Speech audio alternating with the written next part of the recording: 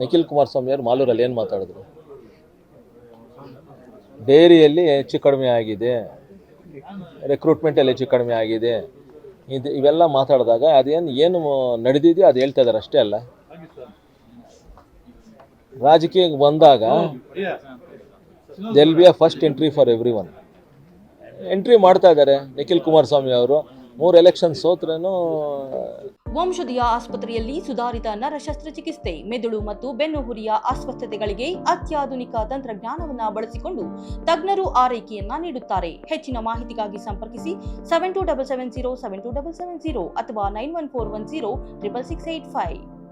ಅವರು ಮತ್ತೆ ಪಕ್ಷ ಸಂಘಟನೆ ಮಾಡಬೇಕು ಅಂತ ಏನು ಶಾಸಕರು, ನಾವು ಹಿರಿಯರು ಎಲ್ಲ ಸೇರಿ ಕೇಳಿದಾಗ ಪಕ್ಷ ಸಂಘಟನೆ ಮಾಡೋಕ್ಕೆ ಬರ್ತಾ ಇದ್ದಾರೆ. ಪಕ್ಷ ಸಂಘಟನೆ ಒಳ್ಳೆ ರೀತಿಯಲ್ಲಿ ಆಗ್ತಾ ಇದೆ. ಎಲ್ಲ ನಮ್ಮ ಕೋಲಾರ ಜಿಲ್ಲೆ ಮತ್ತು ಚಿಕ್ಕಬಳ್ಳಾಪುರ ಜಿಲ್ಲೆಯಲ್ಲಿ ಎಲ್ಲ 8 ಕಡೆ ಏನು ಫಂಕ್ಷನ್ಸ್ ಆಯಿತು, ಜನರ ಏನು ಒಂದು ರೆಸ್ಪಾನ್ಸ್ ಇದೆಯೋ ಭಾಳ ಚೆನ್ನಾಗಾಗಿದೆ.